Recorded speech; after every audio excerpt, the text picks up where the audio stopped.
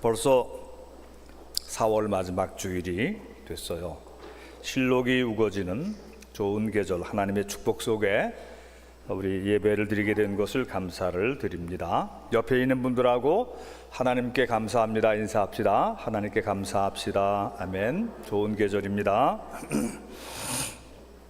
올해는 우리나라에 기독교회가 전파된 지 140년째 되는 의미 있는 해입니다. 1885년 4월 5일 부활절 오후에 감리교회의 아펜젤라 선교사 부부와 이 25살 결혼해서 한 6개월 만에 한국으로 처음 들어오는 거예요.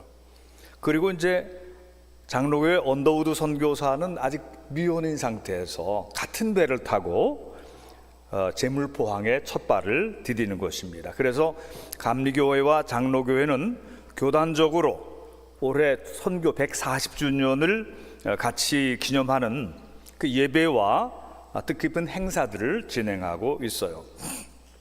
저지난 주간에는 우리 그 아펜젤라 선교사의 고손자라고 그러는데, 고손자면은 이 4대손이에요. 4대손.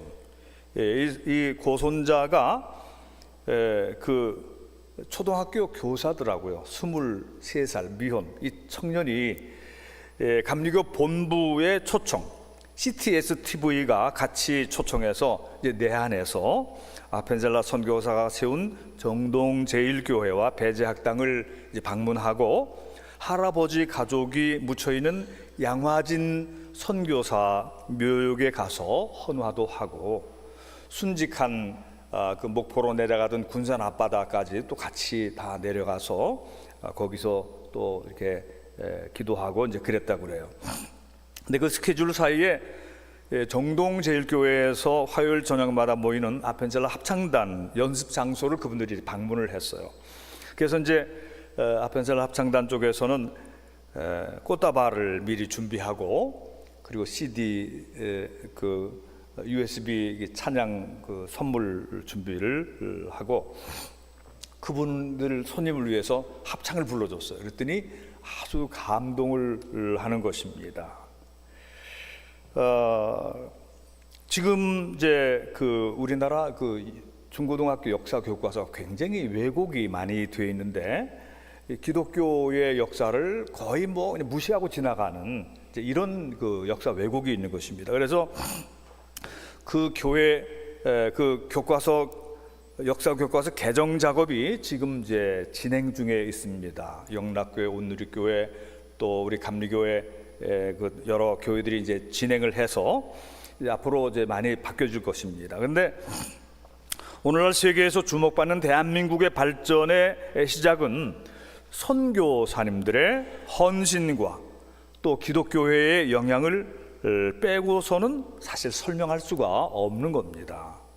하나님께서 우리나라에 헌신된 선교사님들을 많이 보내주셔서 그분들을 통해서 교회를 세우게 하시고, 기독교계통 학교들을 세우게 하시고, 기독교계통 현대식 병원들을 세우게 하셨고, 더군다나 성경을 한글로 번역을 해서 많이 읽고 배우게 하시고, 생각과 사상이 바뀌게 하시고, 극한 가난과 질병과 전쟁 같은 수많은 위기에서 벗어나도록 우리나라를 구원해 주신 것입니다. 그리고 하나님이 우리를 축복해 주셨기 때문에 오늘 우리나라가 있는 것입니다. 이것을 믿고 감사하십시다. 아멘. 아펜젤라 선교사가 이 뿌린 복음의 그 씨앗의 열매 중에 하나가 우리 옥토 교회인 것입니다. 그래서 우리 교회 스탠드 글래스의 저쪽에 보면은 아펜젤라 선교사의 그 얼굴도 기림이 되고 있는 것입니다.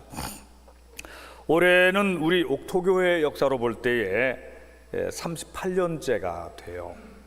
올림픽이 88 올림픽이 열리기 전에인 1987년 5월 24일 주일 오후 4시에, 그때까지 제가 양광감리교회의 부목사로 섬기고 있었는데, 우리 부부가 공릉동 원자력병원 삼거리 부근에 근린상가 2층 28평 조그만 그 28평을 월세 내서 당시에 공릉동에 이은영 집사님이 살고 있어서 이은영 집사님 가정과 옥토교회 이제 개척 교회를 시작하게 된 것입니다.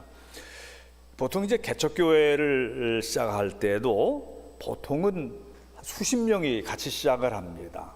그리고 요즘은 이제 더욱더 그러죠. 보통 100명 이상 교인들이 이제 함께 모여서 개척 교회가 출발이 되고 때로는 예배당을 지어주거나 예배당을 지을 터를 이렇게 마련해 주기도 하고 그래요. 근데 이제 우리 옥토교회는 시작할 때 아주 작은 교회로 시작이 된 것입니다. 당시 제가 공군 군목에서 제대한 후에 3년 동안 양광감리교회 부목사로 섬기고 있었는데 그때 나이가 이제 33살을 지나서 34살이 되는 이제 그런 때였어요. 그때 이제 제가 기도하는 중에 이런 결심을 하게 됐습니다. 내 나이 젊을 때에 큰 교회나 안정되고 좀 편한 좋은 환경을 찾아가지 말고 서민들이 사는 어렵고 힘든 곳에서 도시 목회를 새로이 시작하자. 하나님께 기도로 구하는 일 외에는 사람에게 기대서 인간적인 원조나 후원을 구하지 말자. 나를 일꾼으로 부르신 주님께서 그동안 가르쳐 주시고 깨우쳐 주신 은혜로운 성경 지식과 신앙생활의 은혜로운 경험들을 바탕으로 해서 아주 이상적이고 모범이 될 좋은 교회를 세우자. 이런 결심을 한 것입니다. 근데 이제 개척교회를 예전에 총각 시절에 동두천에서 한 지역이 있으므로 개척교회를 안 한다고 하고 결혼을 했는데 이 결혼한 다음에 개척교회를 하려고 하니까 허락을 받아야죠. 근데 이평숙 사모님이 그때 개척교회를 아주 어려운 개척교회인데 하자고 같이 마음을 같이 해서 시작이 된 것입니다. 근데 이제 작은 개척교회를 시작하려고 해도 우선 장소 마련하는 게 여러분 다 아시잖아요. 장소 마련하는 게 비용이 많이 듭니다. 예배실을 또 꾸미고 이 강대상도 또 피아노도 또 의자들도 들여와야 되고요. 그다음에 목회자 가족이 기본적으로 전세로 살 그런 집도 있어야 돼요. 그게 평수가 얼마 되든지 간에. 그리고 또 이게 나중에 다 이제 되긴 됐지만 교회 승합차도 또 한 대 있어요. 그걸 가지고 전도도 다니고 신방도 다녀야 되니까.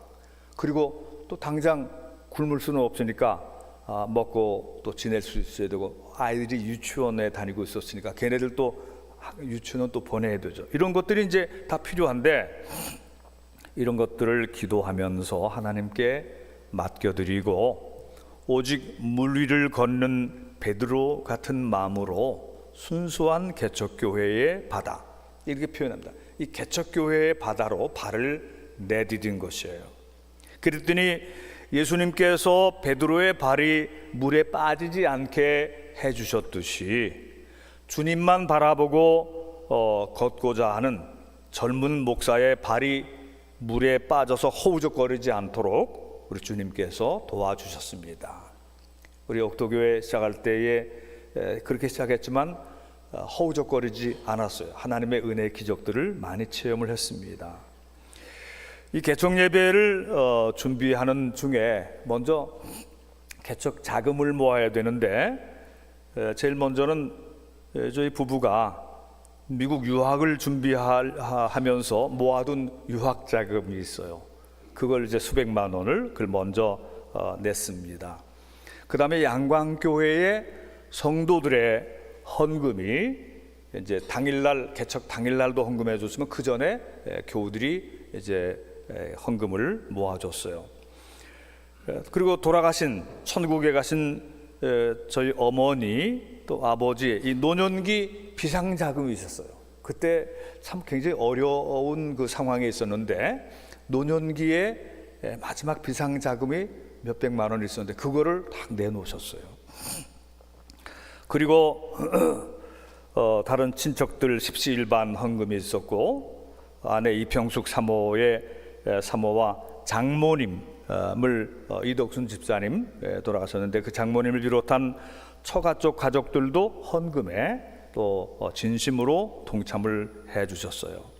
거기에 더해서 우리 친구들, 동창들의 헌금까지 모여져서 옥토교회는 작지만 아름다운 교회로 출발이 됐습니다.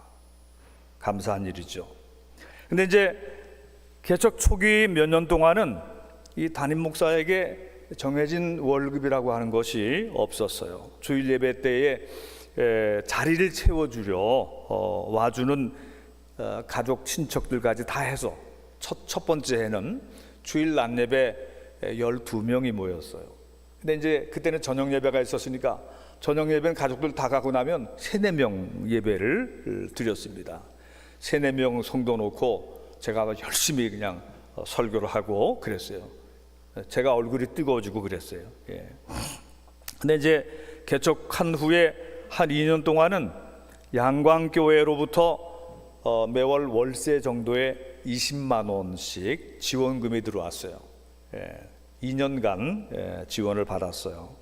근데 이제 지금도 제가 잊을 수 없는 분이 있는데 돌아가셨어요. 그 양광교회의 백남기 장로님이라고 하는 그 장로님은 성가대 대장도 하고 교회학교 교장도 하고 그런 참 좋은 열심 있는 장로님이었는데, 이분이 미아리 근처에서 그 오리털 파카 공장을 하고 계셨어요. 직원이 한 200명쯤 되고, 그래서 제가 거기에 성경 공부도 설교하러 가기도 하고 그랬는데, 이분이 조용히 교회와도 따로 이제 가장 어렵던 4년 동안 매월 20만 원씩 선교 지원비를 보냈어요. 여러분 38년 전에 20만 원이면은 지금 20만 원하고 상당히 다르겠죠. 꽤 큰 금액을 지원받았습니다. 제가 그분의 이름을 지금도 기억하고 있어요. 그리고 그 시기에 제가 인천여자신학교의 구약성서신학 교수로 겸임하게 되면서 그 강사비가 제 생활비가 되었습니다. 초기에는. 옥토교회가 이제 한 4년이 지나면서 중학교, 고등학교 청년, 이게 11시 예배 드리는 사람들이 어른들, 소수의 어른들까지 해서 5-60명이 모이게 됐습니다. 그 은혜로운, 그 즐거운 교회로 이렇게 막 자리 잡아갈 때에 그 점에 이제 그때는 공릉동에서 28평에서 한 40평으로 옮겼을 때인데, 이 상계동 쪽에 아파트를 짓고 있었어요. 그때 아파트 이 폴대 박는 그 기초 작업하는 소리가 멀리까지 들렸습니다. 그래서 그때 적은 수의 교인들과 우리가 앞으로 상계동 쪽으로 많은 사람들이 들어오게 된 그쪽으로 이전을 하자. 그래서 그 비전을 같이 가졌습니다. 그러면서 교회를 근린상가의 조그만 월세 전세 뭐 이런 거에서부터 벗어나서 예쁜 성전을 건축하자. 작은 교인들과 그 약속을 한 것입니다. 그래서 젊은 사람들, 나이 많아봤자 이제 제가 제일 많은 사람이 34살인데 다 젊은 사람들, 청년들이 다 거기서 성전 부지, 성전 터를 얻기 위해서 작정 헌금을 시작한 거예요. 그리고 그 헌금들이 조금씩 모여져 갔던 것이지요. 그 후로 우리 옥토교회는 이 중계동 저쪽에 상계역 쪽에 한 140평 되는 근린상가로 이전했다가 이쪽으로 왔는데, 계속 기도하고 헌금하며 또 준비하는 중에 1999년도에 하나님께서 중계동 은행사거리에 바로 이 자리에 종교부지를 우리에게 허락해 주셨습니다. 그 당시 시가의 한 4분의 1 내지 3분의 1 정도 가격밖에 안 되는 그런 가격으로 거의 우리가 선물로 받은 그런 땅에 우리가 교회를 짓게 되는 것이죠. 온 교우들이 그 일에 감사하면서 더욱 뜨겁게 기도하고 또 설계도 해서 건축 시공을 했는데 2001년 3월 25일 오후 4시에 옥토교회 이 성전을 2층까지 이 성전 2층까지만 짓고 종탑은 끝까지 그때 다 올렸어요. 그때의 감격과 그 기쁨을 그때 같이 했던 분들이 여기 계시니까 그 감격을 잊을 수가 없지요. 이 감격적 입당 예배 후에 그때는 그 입당이라고 그래야 되는 거죠. 8년째 되는 2009년 제2차 성전 건축이 완공되는데 증축 및 리모델링 공사를 준공하고 봉헌 예배를 드린 것입니다. 그때의 기쁨과 감격 이런 것들이 지금도 우리가 생생하게 살아 있어요. 이때 이제 처음으로 그때까지는 권사님들만 계셨는데 네 분의 장로님들을 세웠어요. 이은영 장로님, 오연숙 장로님, 오윤자 장로님, 김영관 장로님, 이분들이 그때 첫 번째 이제 네 분이 장로님들이 되셨어요. 이런 성전 건축 봉헌의 역사를 이루기 전에 그 중간 사이에 우리 교회가 선교적 사명을 가지고 있기 때문에 복음의 빚을 갚아야 된다. 그래서 작은 교회 시절부터도 개척 초기부터 캄보디아를 선교 지원하기 시작했는데 이제 그 깜뽕스프 지역에 옥토 복지 선교센터를 지을 땅을 매입하기 위해서 거기도 이제 헌금을 해가기 시작했어요. 그리고 적지 않은 돈을 헌금해서 김건중 선교사를 일대 선교사로 파송한 후에 센터를 훌륭하게 이제 건축을 하게 된 것이죠. 다 하나님의 은혜와 놀라운 기적들이 거기에 있었어요. 이 돌아보면 참 숨가쁜 사역의 질주를 해왔으므로 제가 이제 돌아보면서 우리 옥토교회 성도들을 함께 따라오느라고 참 힘들었겠구나 그런 생각을 해보는 것입니다. 지난해 4월 초에 저희 부부가 옥토교회에서 37년간의 목회, 전체로는 46년간의 목회 사역을 마치고 은퇴를 해서 일단 은퇴를 하니까 담임 목사의 그 무거운 짐을 내려놓아서 야, 내가 어떻게 그 짐을 지고 여기까지 왔지? 하는 그런 생각이 들 정도예요. 지금 우리 김창균 목사님 어깨에 짐이 굉장히 무거울 거라고 제가 생각을 해요. 제가 져봤으니까. 그런데 이제 짐을 내려놨는데도 저는 가끔 아직도 꿈속에 제가 완공된 예배당이 아니라 근린상가 예배당에서 어떻게 교회를 어떻게 좀 넓혀갈까 어떻게 할까 뭐 이런 꿈을 지금도 꿀 때가 있어요. 아직도 제 마음의 기도에 그 사명감이 있는 것 같습니다. 오늘 말씀의 제목이 그리스도의 남은 고난을 자기 육체에 채우는 성도. 이건 사도 바울이 골로새서에서 말씀하시는 그 말씀인데 그리스도의 남은 고난을 내 육체에 채우노라 그랬거든요. 이 1987년도에 우리 옥토교회가 시작이 됐을 때 이제 열심히 전도하고 신방하면서 설교하는 중에 교인들이 이제 모여들기 시작했는데 그 공릉동 시절부터 아동부가 많이 모였습니다. 수십 명이 모여들었고 여름성가학교 때는 막 100명 가까이 모여들었어요. 중고등부도 곧 수십 명이 모여들었어요. 경기 공고 학생들 쪽이 많이 나왔어요. 그리고 곧 이어서 청년들도 수십 명이 모여들었습니다. 그리고 속회도 처음엔 이은영 장로님 가정에 시작했는데 이제 속회도 여러 속회가 생기게 됐어요. 옥토교회의 특징은 교육 목회의 특징을 가지게 됐습니다. 어린이와 학생들, 청년들이 많이 모이고 활발한 교회 학교 신앙교육이 우리 옥토교회의 그 특징이 되었습니다. 근데 이제 세월이 지나서 오늘을 보면은 2025년 현재 상황은 개척 당시의 세대가 어느새 나이가 많이 들어서 노년 세대가 됐어요.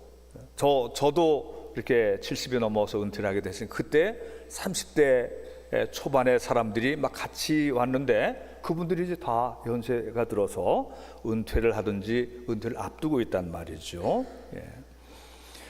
그런데 이제 우리 다음 세대부터 시작된 저출산, 인구 절벽 상황이 되어서 어린이가 확 줄었습니다. 청년 학생들의 수도 현저히 감소를 한 데다 코로나 팬데믹 한 3년 지나가는 사이에 많이 흩어진 부분도 있는 것이죠. 그렇지만 우리 교회는 새 담임 목사님이 열심히 있는 신방과 전도와 교회 교육으로 다시금 부흥의 시기를 맞이하고 있다고 믿습니다. 그렇게 되기를 축원합니다. 근데 이제 우리 교회에서 흩어져 나간 사람들 중에 많은 사람들이 청년들이 거의 100명 가까이 적을 둔 적이 있어요. 근데 흩어져 나갔는데 가만히 보면 우리 교회를 거쳐 나간 사람들 중에서 목회자, 현역 목회자가 한 10명쯤 돼요. 목회자들이. 그리고 옥토교회를 다니면서 옥토교회 청년 출신의 사모님도 한 8분쯤 됩니다. 그분들이 옥토교회를 자기들이 모교회로 생각을 하고 있어요. 해외 선교사는 우리 원정아 선교사나 지금 캄보디아의 현역 이태호 선교사나 뭐 은퇴한 김건주 선교사 다 이렇게 쳐보면 7명 이상이 됩니다. 우리 교회가 이제 조금씩 부흥해 가면서 성전 건축을 위해서 준비해가는 과정에 어떤 교인들은 그게 이제 부담스러웠던 거죠. 부담이 뭐 안 되겠습니까? 건축 헌금도 해야 되고 또 점점 앞으로 점점 일이 많아질 텐데 그러니까 어떤 분들은 조용히 이사를 가듯이 교회를 이제 떠나셨어요. 근데 이제 저는 다 친하게 지내고 같이 힘이 되어주면 좋겠는데 이사를 가거나 조용히 떠나는데 어떻게 하겠습니까? 그래서 이제 축복하면서 성교를 했어요. 근데 이제 그토록 부담스러웠을 때에도 교회를 떠나지 않고 집이 강남이나 지방으로 멀리 이사를 가도 교회를 바꾸지 않고 그 먼 길을 달려와서 이 부담스러운 사명의 십자가를 함께 져 주신 그런 고마운 성도들도 있는 것입니다. 저는 은퇴를 했어도 그분들의 이름과 그분들의 또 모든 수고와 노고를 기억하고 있어요. 그분들이 담임 목사 부부와 같이 사명을 나눠 감당하느라 철야 기도도 하고 릴레이 기도도 하고 금식도 하고 성전 부지를 위해서 아까 말씀드린 것처럼 그 헌금했죠. 하나님의 은혜로 기적같이 이 터를 얻은 것입니다. 그 다음에 1차 건축 헌금을 했어요. 1차 건축 헌금. 그 사이에 해외 선교 헌금했습니다. 2차 건축 헌금에도 또 동참을 하면서 지금까지 함께 해온 착하고 충성된 성도들이 있기에 오늘의 우리 교회가 있는 것입니다. 이것이 이제 역사를 돌아보는 그런 과정에서 우리가 모르지 않고 알고 또 감사하고 또 기념해야 될 일들인 것입니다. 그래서 우리 부부는 이분들에 대해서 대를 이어 축복하시고 보상해 주시는 하나님의 은혜를 기억을 하는 것입니다. 신명기 5장 9절부터 10절을 한번 볼까요? 이 신명기 5장은 출애굽기 20장과 같이 10계명에 관한 그 내용입니다. 근데 여기 10계명의 두 번째 계명에 대한 언급이에요. 9절부터 우리 함께 읽겠습니다. 시작. 그것들에게 절하지 말며 그것들을 섬기지 말라.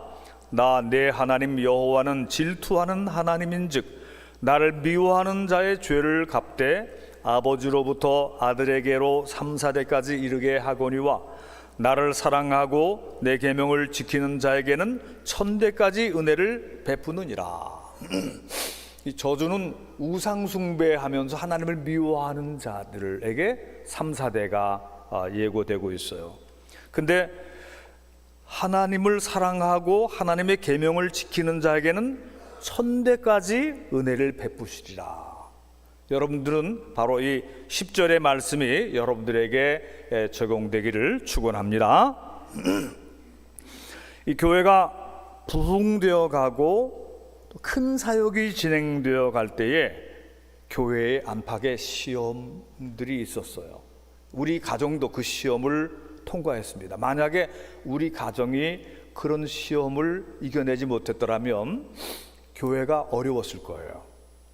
근데 하나님의 은혜로 우리 가정에 우리 가정이 믿음이 옅은 가정이잖아요. 일대 신앙의 가정이니까 다 뭐 시댁과 뭐 본가와 또 뭐 신우들과 또 우리 매형들과 그런 사이에 여러 가지 크고 작은 시험들이 있었어요. 그것들 하나님의 은혜로 잘 이겨내게 해주셨던 것입니다.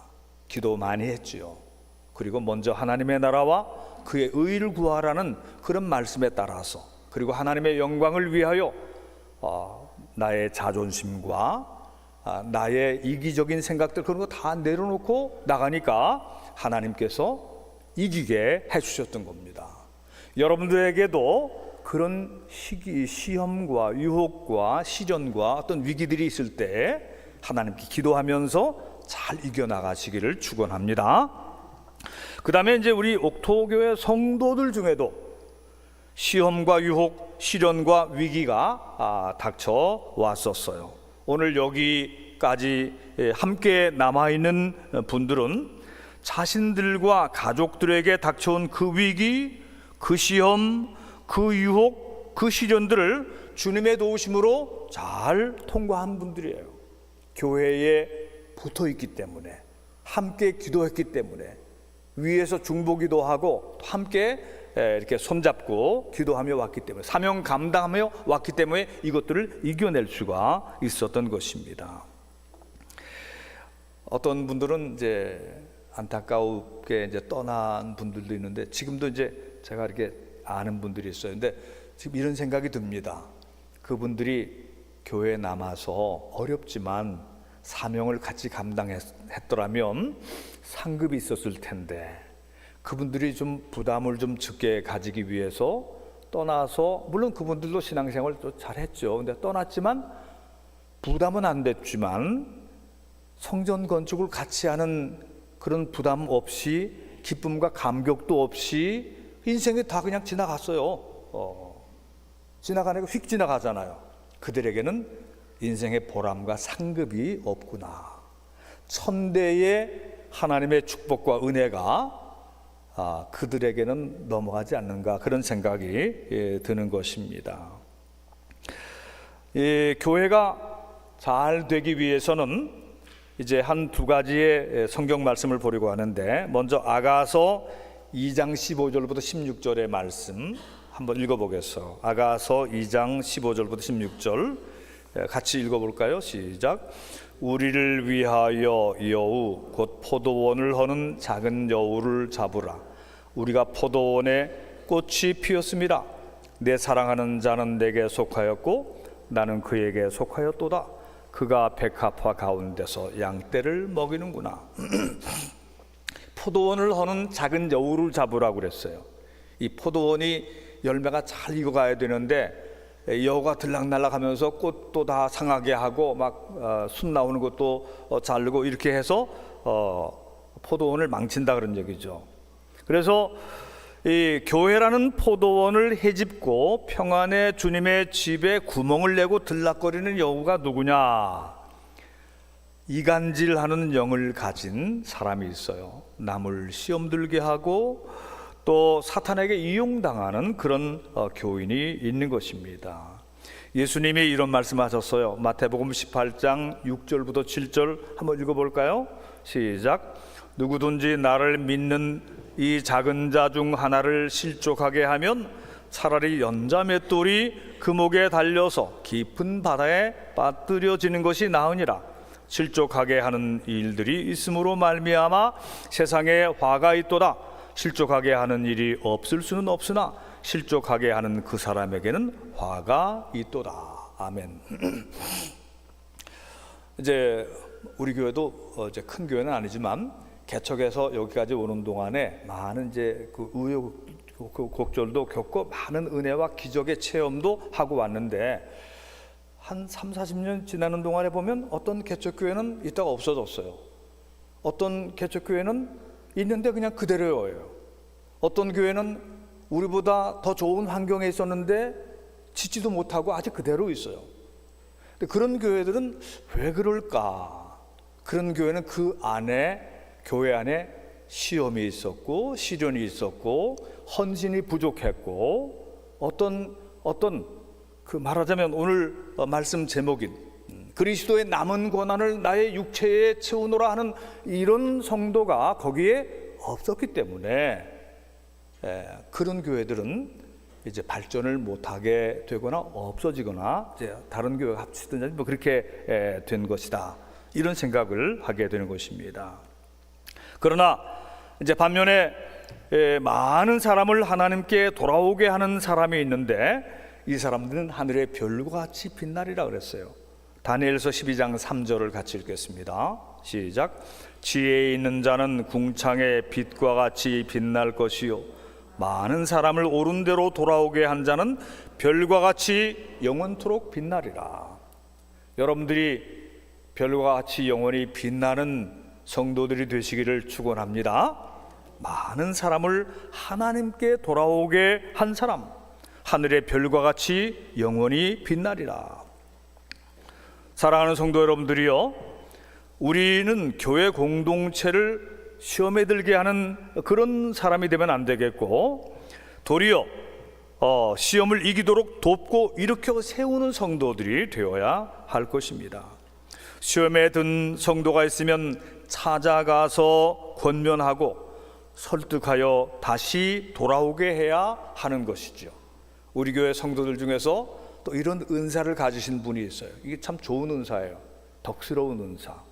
어떤 사람, 마음에 상한 사람, 시험 든 사람 있으면 전화도 하고 문자도 하고 찾아가고 밥도 사주고 위로하고 격려하고 다시 북돋아서 다시 신앙생활하게 돕는 사람. 속장님들이라든가 속회 인도자들, 장로님들은 당연하고 권사님들도 다 이런 사명이 있는 분들 아니겠어요? 바로 이런 분들이 있어서 피차 서로 약한 부분을 도와주고 그렇게 하는 중에 하늘의 별과 같이 빛나는 그런 성도들이 되는 것입니다. 사랑하는 성도 여러분들이요, 여러분들은 교회를 아름답고 튼튼히 세우기 위해서 바울처럼, 그리고 우리 초기의 선교사님들처럼, 선교사님들 수백 명, 1000명 이상이 우리나라에 들어와서, 우리는 아펜셀라, 언더우드, 스크랜턴 뭐 이런 분들 좀 알지만 그 우리가 잘 모르는 분들 중에서 얼마나 감동적이고 아름답고 은혜롭게 헌신하며 산 그런 분들이 얼마나 허다하게 많은지 몰라요. 아펜셀라 선교사는 순직하셨고 말이죠. 언더우드는 5대까지 우리나라에 살았어요. 그리고 많은 사람들이, 자기 자식들이 한국에서 죽었어요. 양화진에 보면은 조그만 비석들이 있어요. 선교사님 자녀들이 죽은 겁니다. 그런 자녀들을 묻고서도 한국을 떠나지 않고 한국을 위해서 끝까지 헌신한 이런 분들이 로제타 홀 같은 그런 선교사들이 있는 거예요. 그리고 오늘 제가 말씀드렸듯이 개척 목회자, 개척 시기부터 함께 해온 초창기부터 함께 오늘 이 자리에 오신 여러분들, 나중에 들어오신 분들도 계시지만 이 초기부터 여기까지 오신 분들을 저는 오늘 특별히 생각하는 것입니다. 그리스도의 남은 고난을 나의 육체에 채우노라.